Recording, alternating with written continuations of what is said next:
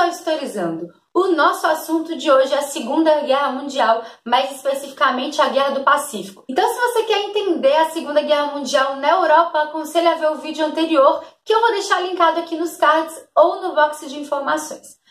Mas antes da gente falar da Guerra do Pacífico, eu quero dar um recadinho para vocês. Galera, esse vídeo tem o apoio do curso Português Prático. Então, se você quer se dar bem, tanto nas linguagens quanto na redação do Enem, sem sair de casa, já clica no link que eu vou deixar aqui embaixo. Falando da Guerra do Pacífico, a gente tem que entender um pouquinho então sobre o Japão.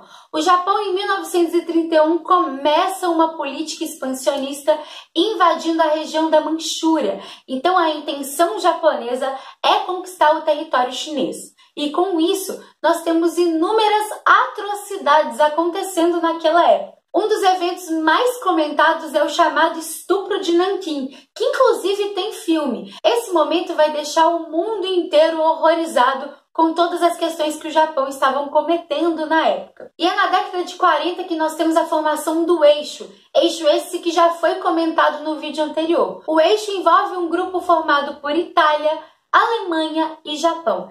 E esses três países têm algumas questões em comum, principalmente o fator expansionista. E além disso, os três países são também contrários à expansão do comunismo. Então essa união vai ser importante para a Segunda Guerra Mundial. Para vocês terem uma ideia dessa aliança, depois que a Alemanha consegue invadir a França e, como eu disse no vídeo anterior, dividir a França em dois governos, um controlado por Berlim, que é o norte francês, e o sul francês, uma república de Vichy, que vai ser colaboracionista, então que vai colaborar com o nazismo, o Japão se aproveita e invade a Indochina francesa, uma região que é ocupada pela França na época e que hoje é o mesmo território de Vietnã, Laos e Camboja. Os Estados Unidos, devido a todas essas questões japonesas, vão começar a boicotar o Japão e auxiliar a China contra, então, o Japão. Os Estados Unidos também têm interesse nessa região da Ásia, inclusive a guerra chama Guerra do Pacífico, não é à toa, e começa, então, a auxiliar a China, inclusive em venda de armamentos. Em julho de 1941, nós temos um boicote da venda de petróleo dos Estados Unidos para o Japão, e nesse período, o Japão comprava cerca de 80% desse combustível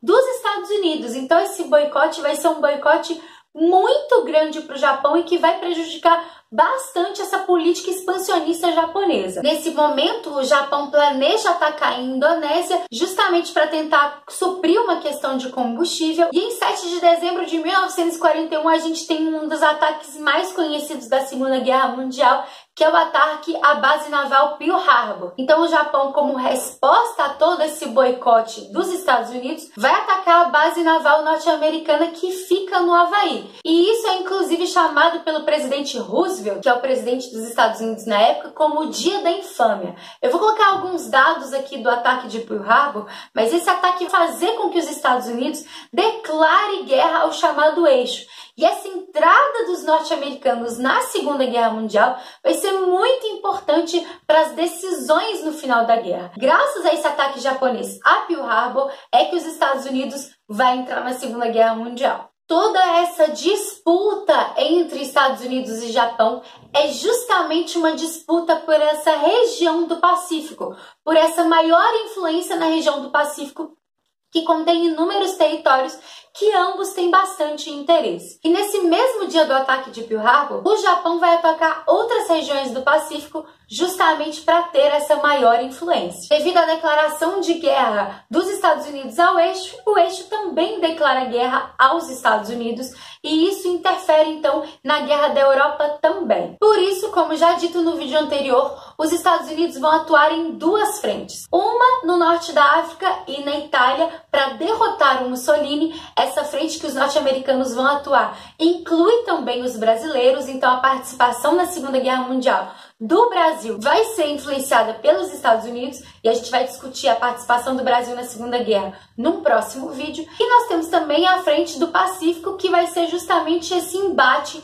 entre Japão e Estados Unidos. Nós temos em maio de 45 a rendição alemã, então, na Segunda Guerra Mundial, que você pode entender melhor no vídeo anterior, mas essa rendição alemã vai ser importante nesse vídeo porque a gente precisa entender que a Segunda Guerra Mundial ela não acaba na Europa. A Segunda Guerra Mundial acaba na Guerra do Pacífico, porque os japoneses ainda resistem na guerra, mesmo com a derrota do Mussolini lá na Itália, juntamente com os norte-americanos, e mesmo com a derrota alemã na própria Alemanha contra os soviéticos. A maior resistência japonesa é através dos kamikazes. Os kamikazes são pilotos de avião suicidas, porque eles lançam o avião com eles e tudo mais dentro para então atacar as regiões. Porém, mesmo com toda essa resistência japonesa, os norte-americanos estavam em vantagem. No dia 6 e 9 de agosto de 1945, nós temos o chamado ataque das bombas atômicas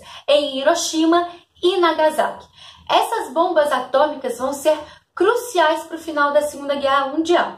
Mas a gente tem que tomar cuidado ao analisar a intenção dos norte-americanos ao lançarem essas bombas atômicas. Primeiro que o Japão já estava enfraquecido e provavelmente um pouquinho mais de guerra já então derrotaria essa nação.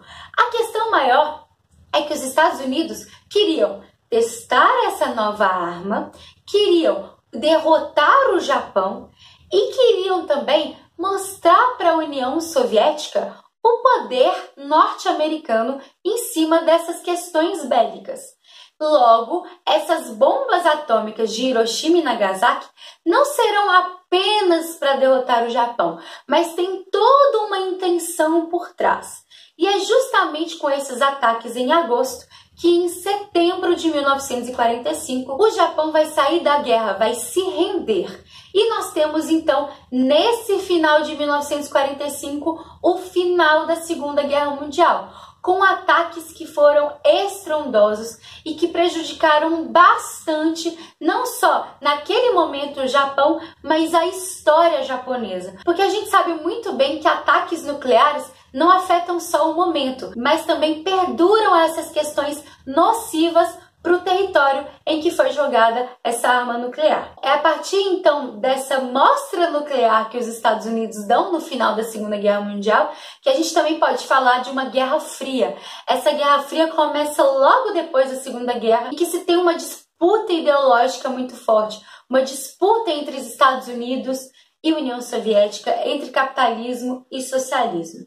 Mas isso é assunto para um outro vídeo. Se você gostou, já curte, já comenta aqui falando para mim se você quer vídeo de Guerra Fria aqui no canal. Se inscreve no canal se você não é inscrito. Muito obrigada pela sua atenção. Continue acompanhando e Historizando. Um beijo e até a próxima.